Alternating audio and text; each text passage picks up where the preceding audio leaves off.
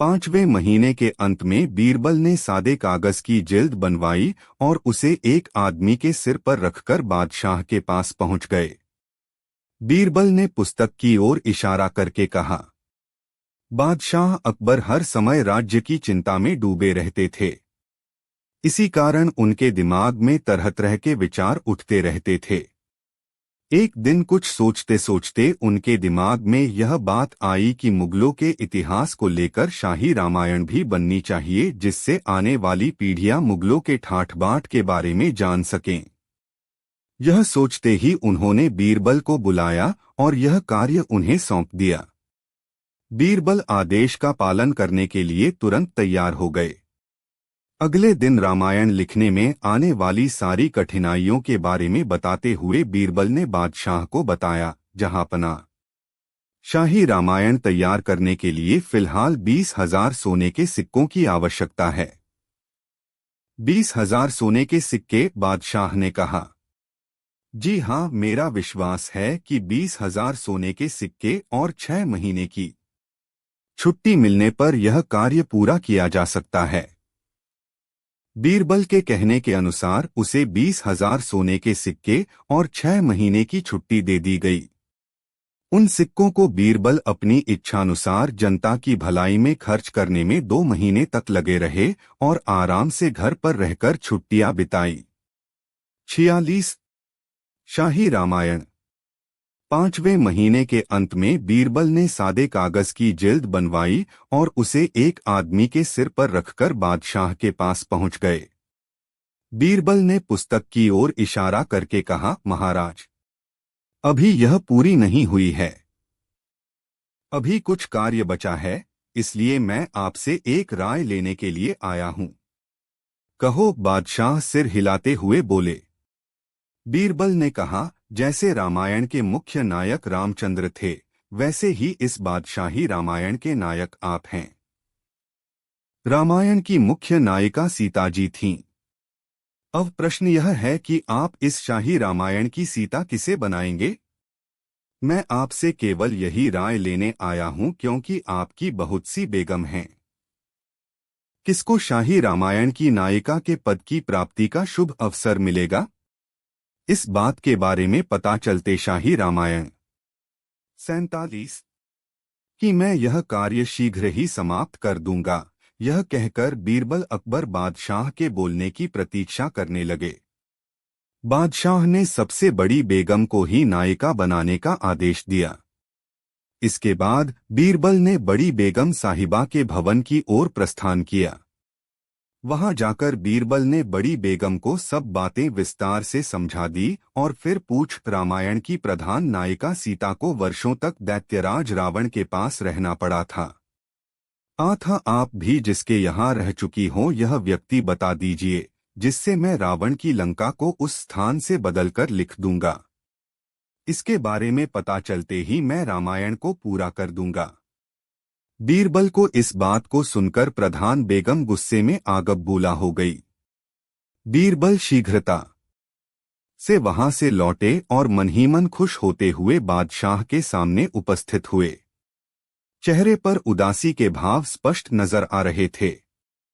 बीरबल ने बेगम से किए गए प्रश्न और उन प्रश्नों से पैदा हुए क्रोध के बारे में बादशाह को विस्तार से बताया, जिसका परिणाम यह हुआ कि बादशाह के शाही रामायण लिखवाने के विचार का ही अंत हो गया। बादशाह ने बीरबल से कहा, बीरबल, तुम्हें दिया गया धन बेकार नहीं गया। 20,000 सिक्कों का तुमने जनता की भलाई के लिए उपयोग किया है। मुझे सब पता चल गया है। तुम्हारी बुद्धिमत्ता को परखने के लिए समय समय पर मैं ऐसा करता हूं। बादशाह की बात सुनकर बीरबल बोला, महाराज, यदि आज्ञा दें तो आपकी रामायण तैयार की जा सकती है। नहीं बीरबल, मैं इतना योग्य नहीं हूं कि मैं महाराज श्री रामचंद्र का मुकाबला कर सकूं। तुम अपने काम को संभालो, जो 6 महीने से पड़ा हुआ है। बीरबल खुशी खुशी वहां से विदा हुआ और अगले दिन से उन्होंने अपना कार्य प्रारंभ कर।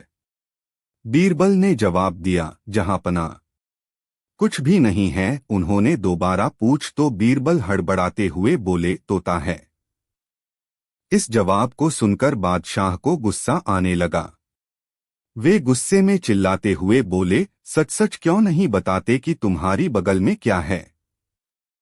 बादशाह अकबर वैसे तो शराब नहीं पीते थे, मगर उनकी उम्र जब धीरे धीरे बढ़ने लगी ता शाम को उन्हें थकान महसूस होती थी। इसलिए रात के समय थकान दूर करने के लिए थोड़ी बहुत शराब पी लेते थे। लेकिन वह शराब को सबसे हिपका ही पीते थे। फिर भी उनके बातचीत के ढंग से बीरबल को यह पता लग ही गया कि महाराज शराब पीते हैं। बीरबल ने बादशाह की इस बुरी आदत को छुड़ाने का निश्चय किया और योजना बनाने लगे। बादशाह जिस कमरे में शराब रखते थे, एक दिन बीरबल उसमें छिपकर गए और वहां की हर वस्तु को ध्यान से देखने लगे। बाद में वहां की चीजें इधर उधर बिखेरकर बीरबल ने शराब की बोतल अपने दुशाले में छिपा ली और बादशाह के सामने ही तेजी से निकल गए। बगल में कोई चीज छिपाकर तेजी से बीरबल को जाते देखकर बादशाह को कुछ अटपटा तो लगा, किंतु उन्होंने इस बात पर ध्यान नहीं दिया। उनके जाने के थोड़ी देर बाद उन्होंने बीरबल को दरबार में पुनः बुलवाया। बीरबल बगल में वही पोटली दबाए हुए बादशाह के सामने मौजूद हुए और बार बार पोटली छुपाने का बहाना बनाने लगे। अकबर ने पूछ ही लिया, बीरबल, तुम्हारी बगल में क्या है? बीरबल ने जवाब दिया, जहांपना, कुछ भी नहीं है। उन्होंने दोबारा पूछा तो बीरबल हड़बड़ाते हुए बोले, तोता है। इस जवाब को सुनकर बादशाह को गुस्सा आया। वे गुस्से में चिल्लाते हुए बोले, सच सच क्यों नहीं बताते कि तुम्हारी बगल में क्या है?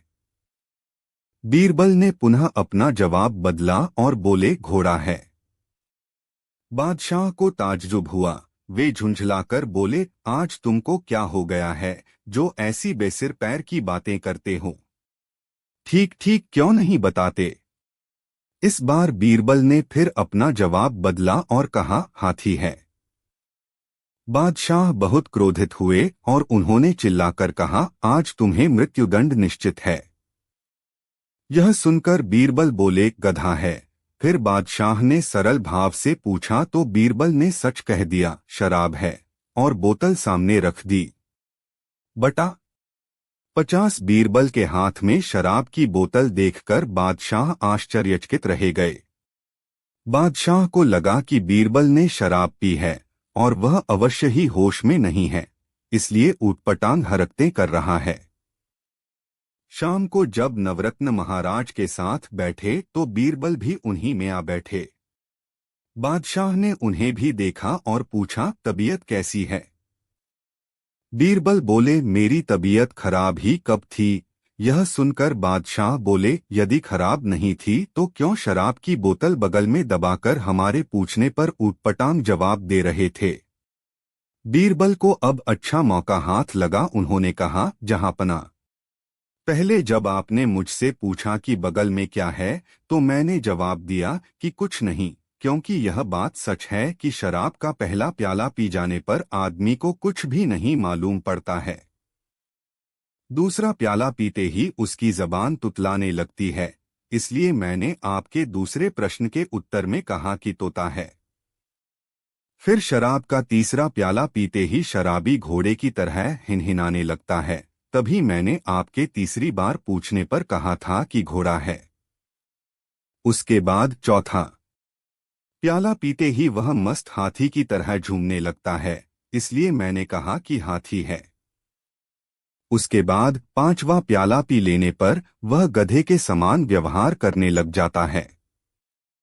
उसके ऊपर बोझा भी लाद दो और चाहे जहां लेकर चल दो, इसलिए मैंने गधा कहा था। अब रहा छठा प्याला, इसे पीते ही मनुष्य अपनी सारी चेतना खो बैठता है, इसीलिए आखिर में मैंने बोतल हुजूर के सामने रख दी। यह सुनकर बादशाह अकबर बड़े प्रसन्न हुए। शराब की बातें चल रही थीं, इसलिए उसी वक्त बादशाह को शराब पीने की तलब महसूस हुई, क्योंकि यही वक्त उनके रोज शराब पीने का था। जैसे ही वह अपने उस कक्ष में गए जहां शराब रखी थी, उन्होंने देखा कि वहां की सारी चीजें इधर-उधर बिखरी पड़ी हैं और शराब की बोतल भी वहां से गायब है। बादशाह सारा माजरा समझ गए कि बीरबल को यह बात मालूम हो गई है कि मैं शराब पीता हूं और वह शराब की बोतल मेरे ही कक्ष से उठाई गई थी। उसी क्षण और उसी दिन से बादशाह ने शराब पीना छोड़ दिया। शिक्षा: व्यक्ति को कभी शराब नहीं पीनी चाहिए। 12. किसके पाँव सुंदर? बीरबल फौरन ही बोले, बेगम साहिबा, आपके पैर विशेष सुंदर हैं, इसमें किसी प्रकार के संदेह की बात नहीं है। लेकिन जहांपनाह के पैर भी सुंदर हैं, क्योंकि यदि उनके पैर ही न होते तो आपके पैर इस राजमहल में कैसे आ सकते थे। गर्मियों के दिनों में बादशाह अकबर अक्सर अपनी रानियों के साथ बाग में घूमने जाया करते थे। एक दिन बादशाह अकबर अपनी बेगम के साथ बाग में झूला झूल रहे थे। बादशाह ने अपने पैरों में जूते पहने हुए थे, किंतु बेगम नंगे पांव थीं। बेगम अपने पैरों को देख देखकर इतरा रही थी, क्योंकि उनके मुकाबले में बादशाह के पैर उतने खूबसूरत नहीं थे। बेगम ने बादशाह से कहा, महाराज, मेरे पांव आपके पांव से ज्यादा सुंदर हैं। बादशाह ने इस बात को मानने से इनकार कर दिया और कहा, मैं इस बात को नहीं मानता। इस प्रकार दोनों में अपने अपने पैरों को सुंदर बताने पर बहस हो गई। धीरे धीरे बेगम और बादशाह के बीच वाद विवाद इतना बढ़ गया कि उनकी आवाज सुनकर जनान खाने की नौकरानियां तक वहां आ गईं। बेगम ने अपने और बादशाह के पैरों की ओर संकेत करके नौकरानियों से पूछा, बोलो, हम दोनों में से किसके पैर अधिक सुंदर हैं? इस सवाल को सुनकर नौकरानियां सोच में पड़ गई कि क्या जवाब दिया जाए। किसी एक के पैर को सुंदर बताने से दूसरा नाराज हो जाता और उन्हें दंडित भी कर सकता था। इस दुविधा में वे सभी कुछ कह नहीं पा रही थीं। अपने पास बुलाकर सम्मानपूर्वक ठाया और बड़ी नम्रतापूर्वक कहा, मुल्ला जी, बादशाह सलामत को आपकी दाढ़ी की आवश्यकता है। आप इसके बदले में जो इनाम मांगेंगे सरकारी खजाने से दिया जाएगा। 58। मूर्ख कौन? अचानक दरबार में अपना बुलावा सुनकर मुल्ला के होश पहले ही उड़े हुए थे। अब यह बात सुनकर उनका रहासा होश भी गायब हो गया। दीवान जी, यह कैसे संभव हो सकता है? दाढ़ी तो खुदा के आदेश से रखी जाती है, उसे कैसे दिया जा सकता है? कंपकंपाती जुबान में मुल्ला जी ने कहा। बीरबल उसे डांटते हुए बोले, मुल्ला जी, इतने दिनों तक आपने बादशाह सलामत का नमक खाया है, आज इन्हें केवल आपकी दाढ़ी की जरूरत है, जिसे देने के लिए बहाना बना रहे हैं। बादशाह को आपकी किसी वस्तु की जरूरत हो तो आप नहीं देंगे। जल में रहकर मगरमच्छ से बैर ठीक नहीं है। यदि गरीब परवर चाहें तो आपका सब कुछ छीन सकते हैं। आप ही क्या, इस देश में किसी की भी हस्ती नहीं है कि जो उन्हें कुछ भी देने से इनकार कर सके। यह तो उनकी मेहरबानी है जो आपकी दाढ़ी की कीमत दे रहे हैं, मुफ्त में न लेकर मुंहमांगी रकम दे रहे हैं। बीरबल की बातों को सुनकर मुल्ला अंदर तक कांप गया। उसे अकबर बादशाह के नाराज होने का बड़ा डर था, इसलिए नम्रतापूर्वक कहा, दाढ़ी के बदले 10 अशर्फिया दिलवा दो। बस फिर क्या था, वहां तो आज्ञा देने की देर थी। तुरंत ही मुल्ला को 10 अशर्फिया दे दी गई और नाई को बुलाकर उसकी दाढ़ी साफ करा दी गई। मुल्ला ने 10 अशर्फिया लीं और अकबर बादशाह को दाढ़ी थमाकर जान बची तो लाखों पाए समझकर घर के लिए तेजी से चल दिया। मुल्ला के चले जाने पर बीरबल ने शहर के एक बड़े मशहूर व्यापारी को दरबार में बुलवाया, जिसकी दाढ़ी काफी लंबी थी। व्यापारी महाराज की आज्ञा मिलते ही तुरंत दरबार में हाजिर हुआ। बीरबल ने उसे अपने पास बुलाकर कहा, अकबर बादशाह को आपकी दाढ़ी की आवश्यकता है। इसके बदले में मुंहमांगी कीमत आपको दे दी जाएगी। जहां पनाह मालिक हैं, जो चाहे वह करें। मगर हुजूर बात यह है कि हम गरीब आदमी है, व्यापारी ने गिड़गिड़ाते हुए कहा। इसमें गरीब या अमीर की कोई बात ही नहीं है। अकबर बादशाह को तुम्हारी दाढ़ी की जरूरत है। तुम जो कीमत मांगोगे तुम्हें दिलवा दी जाएगी, बीरबल ने डांटने वाले अंदाज में कहा। मूर्ख कौन? 59। व्यापारी डरता हुआ बोला, जहां पनाह हमारे अन्नदाता हैं। लेकिन बीरबल ने कहा, साफ साफ बात क्यों नहीं बताते? लेकिन क्या कर रहे हो? हुजूर, जब मेरी माँ मरी थी तो मैंने इन्हीं बालों की खातिर 5,000 अशर्फियाँ खर्च की थीं। फिर जब पिताजी मरे तो उतनी ही फिर खर्च कर की, और इन्हीं वालों की खातिर हमने माँ बाप की क्रिया की और ब्राह्मणों को भोजन कराया। 10,000 उसमें खर्च हो गई, और आप तो जानते ही हैं कि इन बालों की बदौलत हमारी धाक है, व्यापारी ने व्यापारिक अंदाज में कहा। बीरबल बोले, फालतू बातें करने की जरूरत नहीं है। कुल मिलाकर तुम्हारी दाढ़ी पर कुल 20,000 खर्च हुई। यह लो 20,000 अशर्फिया और अपनी दाढ़ी दे दो। व्यापारी 20,000 लेकर दाढ़ी मुड़वाने बैठ गया। जैसे ही नाई ने दाढ़ी को हाथ लगाया, व्यापारी को गुस्सा आ गया। व्यापारी ने झट से नाई के मुंह पर तमाचा जड़ दिया और चिल्लाते हुए बोला, अबे यह क्या, तूने ऐसी वैसी दाढ़ी समझ रखी है? अब यह बादशाह सलामत की दाढ़ी हो गई है। व्यापारी की इस बेतुकी बात से अकबर बादशाह को बड़ा गुस्सा आया। उन्होंने नौकरों को हुक्म दिया कि इस बदमाश को धक्के मारकर निकाल दो। अकबर बादशाह की आज्ञा पाते ही व्यापारी अपनी 20,000 अशर्फिया लेकर वहां से रफूचक्कर हो गया। जब अकबर बादशाह का गुस्सा शांत हुआ तो बीरबल बोले, अब तो आपने जान ही लिया होगा कि व्यापारी 20,000 अशर्फिया भी ले गया और अपनी दाढ़ी भी सही सलामत लेकर चला गया। मुल्ला जी ने तो केवल 10 अशर्फियों में ही दाढ़ी मुड़वा दी। अब बताइए महाराज, कौन चालाक और कौन मूर्ख? महाराज चुप थे। शिक्षा। बुद्धिमान व्यक्ति हर परिस्थिति में स्वयं को बचा लेता है। 15। झक मार रहे हैं। इस बार बादशाह अकबर और भी ज्यादा भड़क उठे। तभी उन्होंने सिपाही भेजकर बीरबल को वहीं बुलवाया। हुक्म पाते ही सिपाही गया और बीरबल को ले आया। एक बार बादशाह अकबर और बीरबल शाम के समय नगर में घूमने निकले और घूमते हुए यमुना तट पर पहुंच गए। वहां कुछ मछुआरे मछली पकड़ रहे थे। उनको मछलियां पकड़ते देखकर बादशाह अकबर को भी मछली पकड़ने की इच्छा हुई। वह भी कांटा डाल मछलियां पकड़ने लगे। बादशाह को इस कार्य में बड़ा आनंद आ रहा था। अचानक किसी के आने का पैगाम लेकर बीरबल को बादशाह अकबर की बेगम साहिबा के पास जाना पड़ा। वहां पहुंचकर उन्होंने अपना पैगाम बेगम साहिबा को दिया। तब बेगम ने बीरबल से पूछा, बादशाह कहाँ हैं? बीरबल ने तुरंत उत्तर दिया, झक मार रहे हैं। बेगम को बीरबल का इस तरह उत्तर देने का लहजा पसंद नहीं आया। जब बादशाह अकबर महल लौटे तो बेगम ने बीरबल के गुस्ताखी भरे लहजे में उत्तर देने की बात सुनाई और इस गुस्ताखी के लिए बीरबल को सजा देने का आग्रह किया। बीरबल द्वारा अपने प्रति ऐसे अपशब्द सुनकर बादशाह क्रोध से बौखला गए। बेगम ने तभी आग में घी डालने का काम किया। आपने बीरबल को इतना मुंह लगा रखा, झक मार रहे हैं।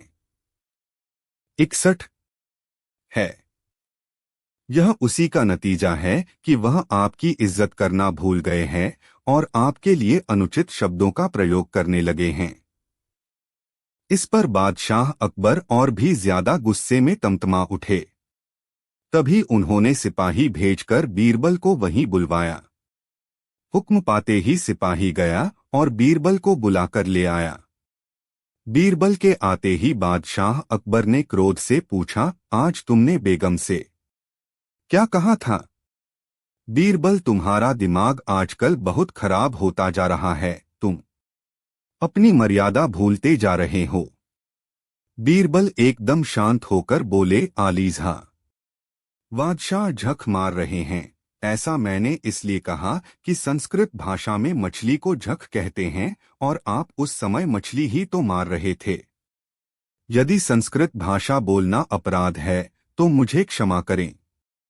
बीरबल के इस उत्तर से बादशाह को सारी बात समझ आ गई और उनका क्रोध तुरंत शांत हो गया और बेगम भी खुश हो गईं, क्योंकि इसमें बीरबल की कोई गलती नहीं थी। बेगम और बादशाह अकबर दोनों ने समझने में गलती कर दी। उन्होंने शब्दों का अपनी समझ के अनुसार अर्थ लगा लिया था। इसके बाद बादशाह और बेगम जनाने महल में चले गए। बादशाह अकबर जनाने महल में बैठे ही थे कि तभी उनकी बेगम साहिबा ने बेटे को लाकर उनकी गोद में खिलाने के लिए दे दिया। बादशाह अकबर अपने नन्हे बेटे को बड़े ही प्यार दुलार के साथ खिलाने लगे। कभी उसे पुचकारते तो कभी उसे हंसाते। तभी खेल खेल में शहजादे ने दोनों हाथों से बादशाह अकबर की दाढ़ी पकड़ ली। बड़ी मुश्किल से बादशाह बच्चे के हाथ की पकड़ से अपनी दाढ़ी छुड़ा पाए। बादशाह अकबर जब दरबार में आए तो उन्होंने दरबारियों प्रश्न किया, अगर कोई मेरी दाढ़ी नोच ले तो उसको क्या सजा दी जानी चाहिए। दरबार में मौजूद सब लोग तारीफ पाने के उद्देश्य से बढ़ा चढ़ाकर अपने विचार बताने लगे। किसी ने बादशाह की दाढ़ी पकड़ने की सजा बताई कि उसकी गर्दन उड़ा देनी चाहिए। किसी का जवाब कुछ और किसी का कुछ, लेकिन किसी भी जवाब से बादशाह अकबर को संतुष्टि नहीं हुई। अंत में उन्होंने बीरबल की तरफ सवालिया दृष्टि से देखा। बीरबल बोले, हुजूर, उसे मिठाई खिलानी चाहिए करने लगे हैं। इस पर बादशाह अकबर और भी ज्यादा गुस्से में तमतमा उठे। तभी उन्होंने सिपाही भेजकर बीरबल को वहीं बुलवाया। हुक्म पाते ही सिपाही गया और बीरबल को बुलाकर ले आया। बीरबल के आते ही बादशाह अकबर ने क्रोध से पूछा, आज तुमने बेगम से क्या कहा था। बीरबल, तुम्हारा दिमाग आजकल बहुत खराब होता जा रहा है, तुम अपनी मर्यादा भूलते जा रहे हो। बीरबल एकदम शांत होकर बोले, आलीज़ा, बादशाह झक मार रहे हैं। ऐसा मैंने इसलिए कहा कि संस्कृत भाषा में मछली को झक कहते हैं और आप उस समय मछली ही तो मार रहे थे। यदि संस्कृत भाषा बोलना अपराध है तो मुझे क्षमा करें। बीरबल के इस उत्तर से बादशाह को सारी बात समझ आ गई और उनका क्रोध तुरंत शांत हो गया और बेगम भी खुश हो गई, क्योंकि इसमें बीरबल की कोई गलती नहीं थी। बेगम और बादशाह अकबर दोनों ने समझने में गलती कर दी। उन्होंने शब्दों का अपनी समझ के अनुसार अर्थ लगा लिया था। इसके बाद बादशाह और बेगम जनाने महल में चले गए। बादशाह अकबर जनाने महल में बैठे ही थे कि तभी उनकी बेगम साहिबा ने बेटे को लाकर उनकी गोद में खिलाने के लिए दे दिया। बादशाह अकबर अपने नन्हे बेटे को बड़े ही प्यार दुलार के साथ खिलाने लगे। कभी उसे पुचकारते तो कभी उसे हंसाते। तभी खेल खेल में शहजादे ने दोनों हाथों से बादशाह अकबर की दाढ़ी पकड़ ली। बड़ी मुश्किल से बादशाह बच्चे के हाथ की पकड़ से अपनी दाढ़ी छुड़ा पाए। बादशाह अकबर जब दरबार में आए तो उन्होंने दरबारियों प्रश्न किया, अगर कोई मेरी दाढ़ी नोच ले तो उसको क्या सजा दी जानी चाहिए। दरबार में मौजूद सब लोग तारीफ पाने के उद्देश्य से बढ़ा चढ़ाकर अपने विचार बताने लगे। किसी ने बादशाह की दाढ़ी पकड़ने की सजा बताई कि उसकी गर्दन उड़ा देनी चाहिए। किसी का जवाब कुछ और किसी का कुछ, लेकिन किसी भी जवाब से बादशाह अकबर को संतुष्टि नहीं हुई। अंत में उन्होंने बीरबल की तरफ सवालिया दृष्टि से देखा। बीरबल बोले, हुजूर, उसे मिठाई खिलानी चाहिए। बीरबल का उत्तर समझकर बादशाह अकबर मुस्कराए और कहा, यह तो तुमने खूब अच्छी बात कही, पर उस हिमाकत करने वाले को मिठाई क्यों खिलानी चाहिए। बीरबल ने विश्वास के साथ निवेदन करते हुए कहा, बादशाह सलामत। आपकी दाढ़ी नोचने वाले प्यारे नन्हे मुन्ने शहजादे या शहजादी के अलावा कोई हो ही नहीं सकता। बीरबल के जवाब को सुनकर सब दरबारी दंग रह गए। शिक्षा किसी भी बात पर प्रतिक्रिया देने से पहले उसका अर्थ समझ लेना चाहिए और बच्चों को सजा नहीं बल्कि प्यार देना चाहिए। 16 बादशाह का नाखून। मुझे इस रोग की ऐसी दवा ज्ञात है जिसके लगाने से सिर्फ 5 दिन में नाखून आना शुरू हो जाता है। मेरे गुरु का कहना है कि यह दवा कभी भी बेअसर नहीं होगी, लेकिन मैं जिन दवाओं के नाम बताऊं आप उन्हें मंगवा दीजिए। एक बार युद्ध करते समय एक बादशाह का अंगूठा कट गया। उस बादशाह ने राज्य के बड़े से बड़े हकीमों से उसका इलाज कराया, मगर किसी प्रकार का फायदा नहीं हुआ। बहुत अच्छे इलाज से इतना हो गया कि अंगूठे में मांस तो आ गया, परंतु नाखून नहीं आ पाया। बादशाह ने क्रोध में आकर सब हकीमों को जेल में डलवा दिया और कहा, हमारे अंगूठे पर नाखून आने के बाद ही तुम लोग छूट सकोगे, नहीं तो तुम इस जेल से कभी नहीं छूटोगे। इसके बाद उसने यह कानून ही बना दिया। यदि कोई वैद्य का काम करता पाया जाता तो बादशाह उसे अपने पास बुलाकर नाखून की औषधि पूछता। अगर वह न बता पाता तो उसे जेल में डाल दिया जाता था। यह देखकर राज्य के सभी हकीम डरे हुए थे। बहुतों ने तो वैद्य का काम ही छोड़ दिया और कितने ही इधर-उधर छिप गए। रोगियों को चिकित्सा के लिए वैद्य मिलना मुश्किल हो गया और देश में चिकित्सा अव्यवस्था फैल गई। यह खबर फैलते फैलते दिल्ली तक अकबर बादशाह के पास पहुंची। अकबर बादशाह को बहुत आश्चर्य हुआ। उन्होंने गरीब जनता को इस अत्याचार से छुड़ाने के लिए बहुत बड़ी सभा करके इस समस्या का हल पूछा। 64 बादशाह का नाखून। बीरबल भी वहां मौजूद थे। वह बोले, जहांपनाह, यदि आप मुझे जाने को आज्ञा दें तो मैं किसी न किसी प्रकार से उन लोगों को छुटकारा दिला सकता है। अकबर बादशाह ने खुशी से बीरबल को वहां जाने की आज्ञा दे दी। बीरबल वैद्य का भेष बनाकर 10-5 मामूली औषधियों को झोले में डाल उस बादशाह के नगर में पहुंचे। उस समय बादशाह के डर से नगर में कोई वैद्य नहीं रहता था, इसलिए बीरबल बहुत जल्दी प्रसिद्ध हो गए। वहां के लोगों ने उन्हें भाग जाने की सलाह देते हुए कहा कि अगर बादशाह को पता चलेगा कि आप वैद्य हो तो उसका इलाज करना पड़ेगा, अगर नहीं कर पाए तो तुमको जेल में डलवा देगा। परंतु बीरबल ने किसी का कहना नहीं माना और हिम्मत से अपना काम करते रहे। धीरे धीरे वैद्य की खबर बादशाह तक पहुंची। बादशाह ने उसे तुरंत बुलवाया और कहा, वैद्य साहब, हमने आपकी बड़ी तारीफ सुनी है। यदि आप हमारे अंगूठे का नाखून उगा सकें तो हम आपका एहसान कभी नहीं भूलेंगे। मुझे इस रोग की ऐसी दवा ज्ञात है जिसको लगाने से केवल 5 दिन में ही नाखून आना शुरू हो जाता है।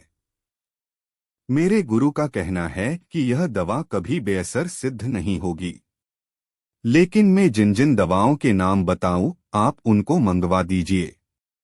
यदि फिर भी आपका नाखून न आए तो मेरा सिर कटवा दीजिएगा, बीरबल ने कहा। ऐसे आत्मविश्वास से जवाब देने वाला वैद्य आज तक मुझे नहीं मिला। अब मुझे आशा है कि मेरे अंगूठे पर नाखून आ जाएगा। बादशाह की खुशी का ठिकाना न रहा।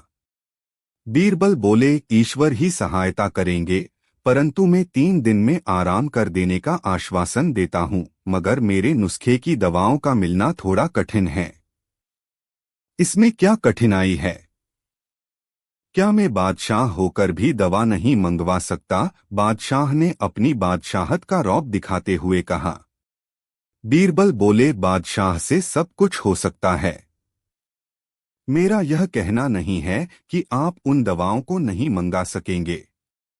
फिर भी आप मुझे लिखित रूप से वचन दीजिए कि यदि आप 1 मास के भीतर दवा न मंगवा सके तो फिर मैं आपका इलाज नहीं कर पाऊंगा। और अब तक आपने जितने वैद्य हकीम कैद कर 3108 दोपहर के 3:20 सुनील कुशवाहा 8133 F11 बादशाह का नाखून 65 रखे हैं, उन सबको छोड़ना पड़ेगा।